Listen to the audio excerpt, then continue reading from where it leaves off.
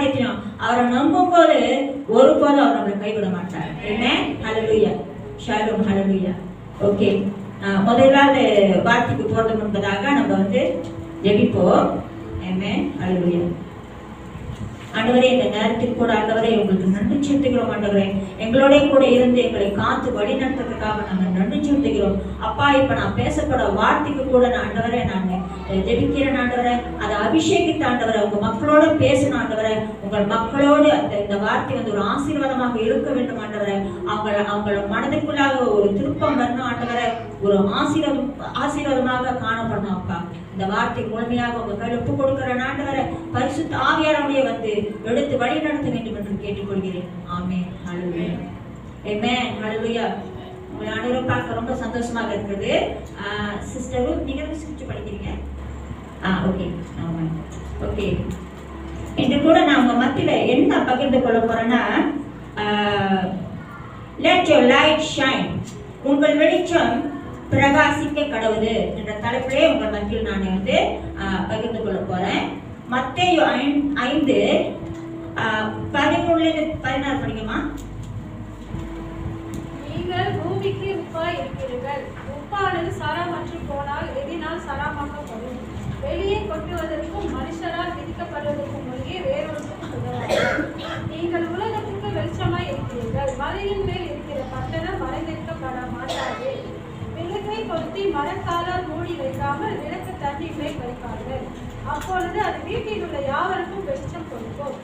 இவ்விதமாய் மனுஷர் உங்கள் நற்கிரிகளை கண்டு பரலோகத்தில் இருக்கிற உங்கள் பிதாவை மகிமைப்படுத்தும்படி உங்கள் வெளிச்சம் அவர்களுக்கு முன்பாக பிரசரிக்கப்படுவது. ஆமென். அந்த கடைசி வசனம் படிக்குமா வேகமா? இவ்விதமாய் மனுஷர் உங்கள் நற்கிரிகளை கண்டு பரலோகத்தில் இருக்கிற உங்கள் பிதாவை மகிமைப்படுத்தும்படி உங்கள் வெளிச்சம் அவர்கள் முன்பாக பிரசரிக்கப்படுவது. ஆமென். நம்மளோட வெளிச்சம் மனுஷன் முன்பதாக பிரகாசிக்கப்படணுமா? தேவனுக்காக நம்மளோட வெளிச்சம் மனுஷன் முன்பதாக பிரகாசிப்படணுமா? சோ நம்ம கிறிஸ்தவர்கள் சொல்லும் போது நம்ம எல்லாமே அழைக்கப்பட்டிருக்கோம். நம்ம அழைக்கப்பட்டவர்கள். நம்ம ஒரு சாதாரண ஜனங்கள் கிடையாது. நம்மளுக்கு ஒரு பொறுப்பு இருக்கு, ஒரு காலிங் இருக்குது இல்லையா? என்ன காலிங்னா, தேவனுக்கென்று நம்ம வாழ்க்கை பிரகாசிக்க வேண்டும். We must be the light of the world. We must be the light of the world. விளக்கப்படுத்தி ஒரு பாக்ஸ் கீழே வைக்க மாட்டோம் இல்லையா? ஒரு ஸ்டாண்ட் மேல வைப்போம், எங்கேயாச்சும் பாக்குற மாதிரி ஒளி தர்ற மாதிரி வைப்போம் இல்லையா? அந்த மாதிரி தான் நம்மளோட வாழ்க்கை ஒரு வெளிச்சம் தர்ற வாழ்க்கையா இருக்கணும். தேவனுக்கு பிரகாசிக்கிற வாழ்க்கையா இருக்கணும். அது நம்மளுக்கு ஒரு காலிங்கா இருக்குது இல்லையா? Amen. So number 1, how we can let our light shine before men. எப்படி நம் வெளிச்சம் மனுஷன் முன்பதாக பிரகாசிக்கப்படும்? By living a testimonial life unto the Lord before men. எப்படி நம்ம வெளிச்சம் மனுஷன் முன்பதாக பிரகாசிக்கப்படும் என்றால், தேவனுக்காக நம்ம ஒரு சாட்சியான வாழ்க்கை வாழும்போது. Amen. தேவனுக்காக நம்ம ஒரு சாட்சியான வாழ்க்கை வாழ வேண்டும். தேவன் நமக்கு செய்த நன்மைகளையும் நற்கிரிகைகளையும் அந்த ரட்சிப்பையும் நம்ம மனுஷங்களோட பகிர்ந்து கொள்ள வேண்டும். எப்படி தேவன் நம்மளை ரட்சித்தார், எப்படி நம்ம பாவத்தில் இருந்தோம், சாபக்கட்டுகள் இருந்தோம், சாத்தான் குடியில் இருந்தோம், விடுவித்து நம்ம வாழ்க்கையை ஆசீர்வதித்து உயர்த்தி வைத்தார் என்று நம்ம பகிர்ந்து கொள்ளும் போது தேவனுக்காக நம்ம பிரகாசிக்கிறோம். தேவனுக்கு நல்ல ஒரு சாட்சியான வாழ்க்கை வாழும்போது நம்ம தேவனுக்காக பிரகாசிக்கிறோம். அது மட்டுமல்லாமல் தேவனை நம்ம முழுமையாக பின்பற்றும் போது அவர் கூட ஒரு தனிப்பட்ட ஒரு ஐக்கியம் இருக்க வேண்டும், ஒரு தனிப்பட்ட ஒரு உறவு இருக்க வேண்டும். நம்ம ஏதாவது தானே வாழக்கூடாது. நம்மளோட நம்ம வாழ்க்கையை பார்க்கும்போது மக்களுக்கு ஒரு தெய்வீக தாக்குதல் வர வேண்டும். People must have a godly influence when they see our life. Our testimony must bring a godly influence upon people. நம்மளோட வாழ்க்கை, நம்மளோட சாட்சி ஒரு தெய்வீக தாக்குதலை மக்கள் மத்தியில் கொண்டு வர வேண்டும். அவரு கூட நம்மளோட நெருங்கி ஐக்கியம் கொண்டிருக்க வேண்டும். அவரோட வார்த்தையை படிக்கணும், அவர் கூட நெருங்கி நடக்கணும், ப்ரே பண்ணணும், வொர்ஷிப் பண்ணணும். அவர் கட்டளைகளின் படி நம்ம வாழ்க்கையை நடத்தணும். அவரோட கட்டளைகள் கீழ்ப்படுது, அவரோட வார்த்தையின்படி நம்ம வாழ்க்கையை நடத்தணும். நம்ம தேவனுக்கென்று நல்ல ஒரு சாட்சியா இருக்கணும். அப்படி இருக்கும்போது தான் நம்மளோட ஒளி உலகத்துக்கு பிரகாசிக்கப்படும். நம்மளோட ஒளி என்ன பிரகாசிக்கப்படுது எது என்றால் நம்மளோட சாட்சி. Okay, we must live a testimonial life so that our light can shine before men. Amen. Amen. புரியுதா? ரொம்ப வேகமா போறேனா? வேகமா போனா கை தூக்கி ஆண்டி ப்ளீஸ் சொல்லுங்க. Slow down. ஓகே. இரண்டாவதாக, you are the salt of the earth. You are the salt of the earth. நீங்கள் பூமிக்கு உப்பாய் இருக்கிறீர்கள். வசனம் 13 படிக்குமா? மத்தேயு 13. நீங்கள் பூமிக்கு உப்பாய் இருக்கிறீர்கள். உப்பானது சாரமற்று போனால் எதிலும் சாரமாக்கப்படும். வெளியே கொட்டுவதற்கும் மனுஷனால் விதிக்கப்படுவதற்கு மட்டுமே ஒழிய வேறொன்றுக்கும் உதவாது. Yes, amen. உப்பு இல்லையா? எல்லாருக்கும் தெரியும் உப்பு. அது அவ்வளவு விலை கூட கிடையாது. அந்த நார்மல் பேக்கெட் வந்து 1 வெள்ளி தான். அந்த ஹிமலயானா 3 வெள்ளி இல்லையா? வினோவா. ஸோ உப்பானது வந்து ஒரு முக்கியமான ஒரு பொருளா இருக்குது கிச்சன்ல. பாருங்க. ஸோ இப்போ நம்ம என்னதான் சமைச்சாலும், கலரா சமைச்சாலும், வாசமா சமைச்சாலும், அதில் நம்ம வந்து உப்பு போடணும்னா என்ன இருக்காது? சுவை இருக்காது, ருசி இருக்காது. அது நம்மளுக்கு சாப்பிட்றதுக்கே மூட்டு இருக்காது இல்லையா? ஆகவே உப்பு வந்து சமையலுக்கு வந்து ரொம்ப ஒரு முக்கியமான காரியமா இருக்குது இல்லையா? அடுத்தபடியாக உப்புல வந்து உப்பு வந்து ஒரு ஆன்டிபயோட்டிக் மாதிரி. ஒரு ஆன்டிபயோட்டிக் மாதிரி. அதில் வந்து அந்த ஆன்டிபாக்டீரியல் அந்த தன்மை இருக்குது. இப்போ பாருங்க, ஒரு மவுத் அல்சர்.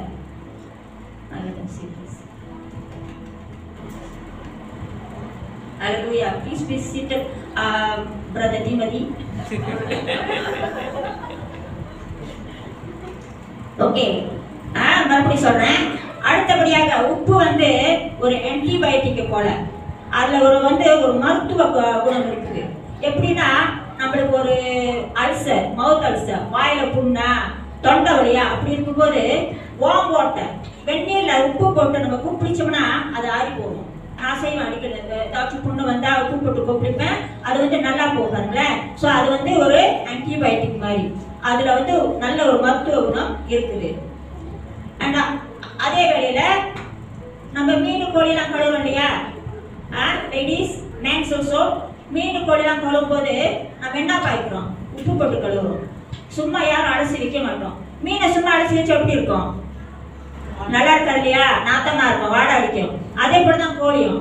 உப்பு போட்டு கோழி உப்பு போட்டு சுத்தமா கழுவி வைக்கிறோம். ஏன்னா அந்த உப்பு வந்து அதுல காணப்படுற அந்த நாத்தம், அந்த அழுக்கு, அந்த ஜெர்ம்ஸ் எல்லாம் அந்த கிளியர் பண்ணும். அந்த ஜெர்ம்ஸ் எல்லாம் அந்த கிளியர் பண்ற தன்மை உப்புக்கு இருக்கு இல்லையா? அடுத்தபடியாக கருவாடு, ட்ரை ஃபிஷ். ட்ரை ஃபிஷ் வந்து உப்பு போட்டு செய்யலன்னா எப்படி இருக்கும்? சாப்பிட முடியாது. நிச்சயமா சாப்பிட முடியாது. ஏன்னா அது வீணாயிரும், அது வந்து நாத்தடிச்சு போயிடும், புழு வச்சிடும் இல்லையா? அது உப்பு போட்டு செஞ்சாதான் கருவாடா இருக்கும். அந்த கருவாடை ஃப்ரெஷ்ஷா வச்சிருக்கிறதே அந்த உப்பு தான். ஸோ இந்த உப்புக்கு எவ்வளவு வளம் இருக்கு பாருங்க.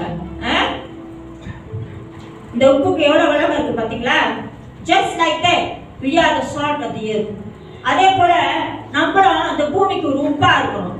இந்த பூமிக்கு ஒரு ஆன்டிபயோட்டிக் போல இருக்கணும். இந்த பூமியில காணப்படுற அந்த எல்லா காரியத்துக்கும் ஒரு ஹீலிங் அண்ட் டெலிவரன்ஸ் நம்ம கொண்டு வர வேண்டும்.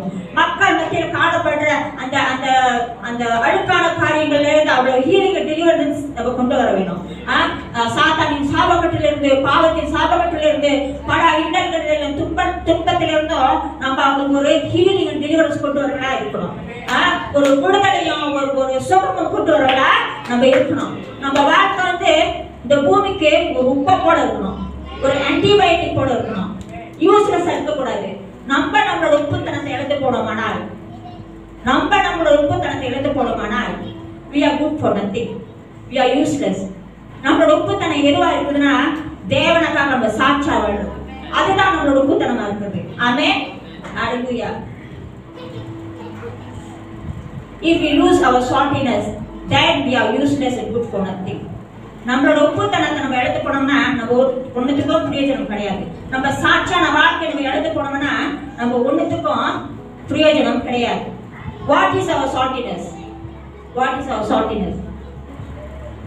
It is our Christian influence. It is our Christian witness. நம்மளோட கிறிஸ்துவ இன்ஃப்ளூயன்ஸ், நம்மளோட கிறிஸ்துவ விட்னஸ் தான் நம்மளோட உப்புத்தனமா இருக்குது. தேவனுக்கு நம்ம ஒரு நல்ல ஒரு சாட்சியான வாழும்போது அதுதான் ஒரு உப்புத்தனமாக இருக்குது. நம்மளோட வாழ்க்கை, நம்மளோட சாட்சி மக்கள் மத்தியில ஒரு தெய்வீக தாக்குதல் கொண்டு வரும்போது, where it brings a godly influence upon people, our life, our testimony, that is our saltiness. Amen. Amen. So we must not mix with impurities and lose our saltiness. We must not mix with impurities and lose our saltiness. நம்ம உலகத்தில் காணப்படுற அந்த அசிங்கமான காரியம், தப்பான காரியம், பாவமான காரியங்களை நம்மளை இன்வால்வ் பண்ணி நம்மளோட உப்புத்தனத்தை நம்ம இழந்து போகக்கூடாது இல்லையா? ஆகவே நம்ம இன்னைக்கு தேவனுக்கு நல்ல சாட்சியாக இருக்க வேண்டும். நம்மளோட வாழ்க்கை மக்கள் மத்தியில் ஒரு தெய்வீக தாக்குதலை கொண்டு வர வேண்டும். நம்மளோட உப்புத்தனத்தை நம்ம இழந்து போனோம்னால் நம்ம இயேசு ஒரு பிரயோஜனம் இல்லை, நம்மளுக்கே நம்ம பிரயோஜனம் இல்லை இல்லையா? ஆகவே நம்மளோட சாட்சி நம்ம காத்துக்கொள்வோம். தேவனுக்கு நல்ல ஒரு சாட்சியான வாழ்க்கை வாழ்வோம். மக்கள் மத்தியில் ஒரு தெய்வீக தாக்குதல் வர்ற மாதிரி, ஒரு காட்லி இன்ஃப்ளூயன்ஸ் வர்ற மாதிரி இருக்கணும். நம்ம வாழ்க்கையை பார்க்கும்போது அவங்களுக்கே ஒரு தேவ பயம் வர வேணும். Sometimes we don't need to preach to people. Sometimes we don't need to say anything. They will know by our life that we are with Jesus. They will know. அவங்களுக்கு தெரியும், இவங்க வந்து இயேசுக்காக ஜீவிக்கிறாங்க. நம்ம வாழ்க்கை மூலம் அவங்களுக்கு தெரியும். நம்ம வாழ்க்கை அந்த டெஸ்டிமனி மூலம் ஒரு தெய்வீக தாக்குதல் மக்கள் மத்தியில வரணும். ஆமென். ஆமென். மூன்றாவதாக they be with Jesus. படிங்கம்மா அப்போஸ்தலர் 4:13. பேதுரும் யோவேலும் பேசுகிற தைரியத்தை அவர்கள் கண்டு அவர்கள் படிப்பறியாதவர்கள் என்றும் பேதமை உள்ளவர்கள் என்றும் அறிந்தபடியினால் ஆச்சரியப்பட்டு அவர்கள் இயேசுவுடனே கூட இருந்தவர்கள் என்று அறிந்து கொண்டார்கள். பாருங்க, அவங்க பேசும்போதே அவங்க இயேசு கூட இருந்தாங்கன்னு அவங்க அறிந்து கொண்டாங்க. அந்த காலத்துல சீஷர்களை பார்க்கும்போது மக்களுக்கு தெரியும் அவர்கள் இயேசு கூட இருந்தார்கள் என்று. ஏனென்றால் அவங்க தேவனுடைய அந்த அன்பையும் அந்த குணாதிசயங்களையும் அந்த வல்லமையும் அவங்க பிரதிபலித்தாங்க. அவங்களோட வாழ்க்கை ஒரு தெய்வீக தாக்குதலை மக்கள் நடுவில் கொண்டு வந்தது, ஒரு தேவ பயத்தை கொண்டு வந்தது. சோ அவங்களுக்கு தெரியும் அவங்க இயேசுவோட கூட இருந்தாங்க. நம்ம பேசும்போதே அவங்களுக்கு தெரியும். பாருங்களேன், அதே போல நம்மளும் இயேசுவோட இணைந்து நடக்கும் போதுதான் நம்மளும் மக்கள் மத்தியில ஒரு தெய்வீக தாக்குதல் கொண்டு வர முடியும். நம்ம சொந்த பலத்தால் நம்ம எதுவும் செய்ய முடியாது இல்லையா? நம்ம தேவன் கூட இணைந்து ஒரு க்ளோஸான வாக் இருக்கணும். தேவன் கூட நம்மளுக்கு ஒரு தனிப்பட்ட உறவு நம்மளுக்கு இருக்க வேண்டும். In John 15:5 Jesus said, without me you can do nothing. யோவான் 15:5 இயேசு சொல்கிறார், என்னை அல்லாமல் நீங்கள் ஒன்றும் செய்ய முடியாது என்று. சோ நம்ம தேவன் கூட ஒரு நெருங்கிய ஐக்கியம் கொண்டிருக்கிறோம் இருக்க வேண்டும். தேவனோட நெருங்கின ஒரு தனிப்பட்ட உறவு இருக்க வேண்டும். அவரை நம்ம we must know him as a personal Lord and Savior. அவரை நம்ம தனிப்பட்ட முறையில் அறிந்திருக்க வேண்டும். அவரை நேசிக்க வேண்டும். அவரை வார்த்தையை படிக்க வேண்டும். அவரோட கூட தினசரி நெருங்கி நடக்க வேண்டும். அப்படி நம்ம இருக்கும்போது தான் நம்ம மக்களுக்கு ஒரு சாட்சியாக இருக்க முடியும். நம்ம சொந்த பலத்தினால செய்ய முடியாது. நம்ம ஏதாவது தன்னோடு வாழ்ந்து கொண்டு இப்படி அப்படி இருந்துக்கிட்டு நம்ம வந்து தேவனுக்கு கனி கொடுக்க முடியாது. தேவனுக்கு ஒரு சாட்சியாக இருக்க முடியாது. தேவனோட கூட இணைந்து நடக்கும் போதுதான், தேவனோட கூட நேரம் செலவழிக்கும் போதுதான், அவர் வார்த்தையை படிக்கும் போதுதான் நம்ம வந்து அவரோட குணாதிசயங்களை பிரதிபலிக்க முடியும். We can only reflect the characteristic of Jesus only when we spend time with him. So we need to spend time with him. We need to have a personal relationship with the Lord. We need to read his word. அவரோட வார்த்தையை படிக்க வேண்டும். அவரோட வார்த்தைப்படி நம்ம வாழ்க்கையை நம்ம நடத்த வேண்டும். அப்பதான் நம்ம ஒரு சாட்சியாக இருக்க வேண்டும். மக்கள் மத்தியில நம்ம ஒரு ஒளியாகவும் ஒரு உப்பாகவும் இருக்க முடியும். அப்பொழுது அந்த உலகத்துக்கு நம்ம ஒளியாக இருக்க முடியும், இந்த பூமிக்கு உப்பாக இருக்க முடியும். ஆமென். அல்லேலூயா. நம்மளோட உப்பு தனத்தை இழந்து போனா நம்ம ஒன்றுக்குமே பிரயோஜனம் கிடையாது.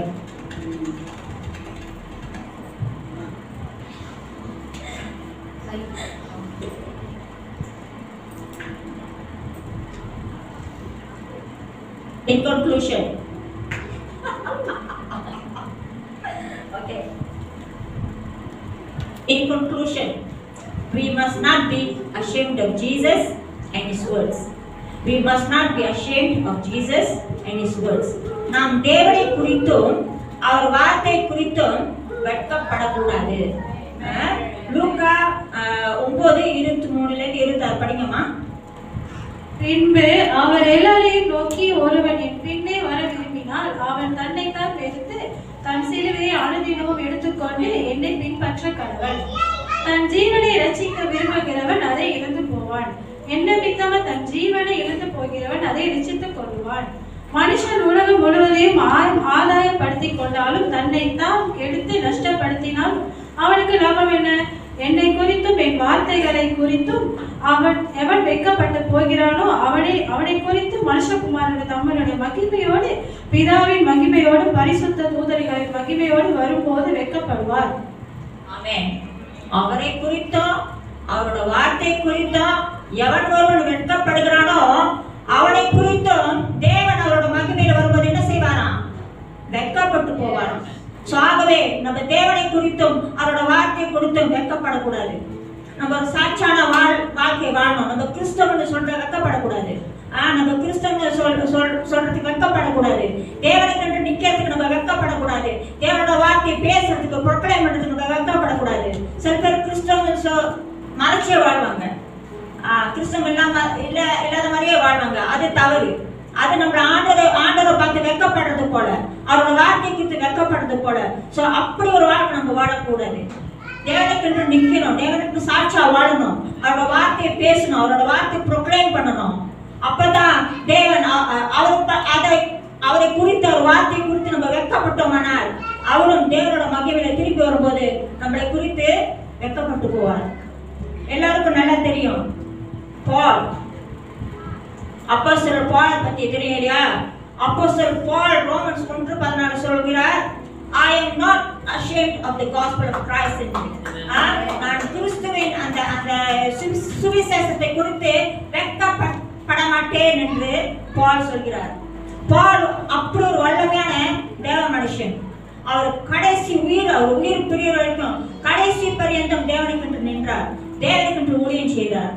அவரை ஜெயில தூக்கி போட்டாங்க. அப்பயும் அவர் சும்மா இல்ல. இங்க நம்ம இந்த பைபிள்ல படிக்கிறது எபிசோட்ஸ் எல்லாம் அவர் ஜெயில இருந்து தான் எழுதினாரு. ஜெயில இருந்து லெட்டர் மேல எழுதி எல்லா ஊருக்கு அனுப்புனாரு. அது உள்ளுக்கு இருந்துகிட்டே ஜெயில இருந்து சபையை கட்டினாரு, ஊழியர்களை கட்டினாரு, பணப்பண தட்டி எழுப்பினாரு. அவர் சொல்லிட்டாரு, போங்கடா என்ன உதவிக்கு போட்டானுங்க, நான் பாட்டு கிடக்குறேன், இப்படியே போங்க நினைச்சுட்டான். இல்ல, அவர் இன்னும் வல்லமையா செயல்பட்டாரு. ஜெயில இருந்துகிட்டு அத்தனை சபையில கட்டினாரு, அத்தனை பேர் ஊழியர்களை கட்டி எழுப்பினாரு. அத்தனை எபிசோட் பைபிள்ல பால் எழுதுறாரு. எங்க இருந்து? ஜெயில இருந்து. அவர் சும்மா சாப்பிட்டு தூங்கிட்டு டிவி பார்த்துக்கிட்டு இல்ல. அதுக்கப்புறம் டிவி இல்ல, ஓகே, நான் சும்மா சாப்பிட்டு தூங்கிட்டு இல்ல. ஆனாலும் அந்த சபை அந்த ஜெயில கூட அவர் செயல்பட்டார். லெட்டர் மேல எழுதி சபையில கட்டி எழுப்பினார். அவர் உயிர் பிரிகிற வரைக்கும். கடைசியா ஜெயிலே அவர் தலை வெட்டிட்டாங்க. இவர் விட்டா சும்மா இருக்க மாட்டான்னு சொல்லி தலை வெட்டிட்டாங்க. ஜெயில போட்டு கூட சும்மா இருக்க மாட்டான்னு சொல்லி தலை வெட்டிட்டாங்க. ஆனாலும் அவர் எழுதின அந்த லெட்டர்ஸ் இன்னைக்கு எல்லாமே பைபிள்ல இருக்கு. இந்த எபிசோட்ஸ் எல்லாமே அவர் எழுதுனதுதான். இது வரைக்கும் சபைகளை கட்டிக்கிட்டு இருக்கு, இது வரைக்கும் ஊழியர்களை கட்டிக்கிட்டு இருக்கு, இது வரைக்கும் பல காரியங்களை செய்துக்கிட்டு இருக்கு, பல வாழ்க்கைகளை மாத்தி கொண்டு இருக்குது. அதே போலதான் நம்மளும் தேவனை குறித்து வெட்கப்பட்டு போட வேணாம். அவர்கிட்ட செயல்படுவோம், அவர்கிட்ட எழுப்பி பிரகாசிப்போம். அது மட்டும் இல்ல, பால் மட்டும் கிடையாது, எல்லா சீஷர்களுமே அப்படித்தான். அங்க உயிர் பிரிகிற வரைக்கும் தேவனுக்கு உண்மையா இருந்தாங்க. எல்லாருமே கொடூரமாக இறந்தாங்க. பிள்ளைங்க எல்லாமே இன்டர்நெட் பாக்குறீங்க இல்லையா? போய் செக் பண்ணுங்க. young people, see how the disciples died for Christ, see how the disciples died for the gospel. They were not afraid. They were so reckless. The more they beat them, they more speak about the word of God. எவ்வளவு torture பண்றாங்க அவ்வளவு ஆண்டவர் வார்த்தை பேசுவாங்க, அவ்வளவு preach பண்ணுவாங்க. எவ்வளவு அவங்களை கட்டி வைக்கிறாங்க, இன்னும் வல்லமையா எழுப்புனாங்க. அப்படி ஒரு சாட்சியாக அவர்கள் இருந்தார்கள். அவர்கள் இந்த உலகத்துக்கு ஒரு ஒளியாகவும் இந்த பூமிக்கு ஒரு உப்பாகவும் காணப்பட்டார்கள். அதே போல நம்மளும் இன்னைக்கு முடிவெடுப்போம். தேவனுக்கு ஜீவிக்க, தேவனுக்கு ஒரு ஒளியாகவும் இந்த உலகத்துக்கு ஒரு ஒளியாகவும் இந்த பூமிக்கு ஒரு உப்பாகவும் இருப்பேன் என்று நம்ம ஏனோ தானோ வாழ வேண்டாம். தேவனுக்கு ஒப்பு கொடுப்போம். ஒரு பிரித்தெடுத்த வாழ்க்கை நம்ம வாழ்வோம். Let us live a consecrated life unto the Lord. The life we live here is short. Okay, short. Let us dedicate it to the Lord. நம்ம இந்த உலகத்துல வாழ போற வாழ்க்கை கொஞ்ச நாட்கள் தான். 100 வருஷம் கூட தாண்டாது. அதுக்குள்ளே நம்ம போயிடுவோம் இல்லையா? அந்த வாழ்க்கையை தேவனுக்கு ஒப்பு கொடுப்போம். மனதை நம்ம தேவனுக்கு ஒப்பு கொடுப்போம். Let us consecrate our heart to the Lord. Commit our heart to the Lord. Let us live a separated life from the world. Let us commit to the Lord and live a holy life. Be the light of the world and the salt of the earth. Amen. Amen. Hallelujah. அவ்வளவுதான். Praise God. Ready for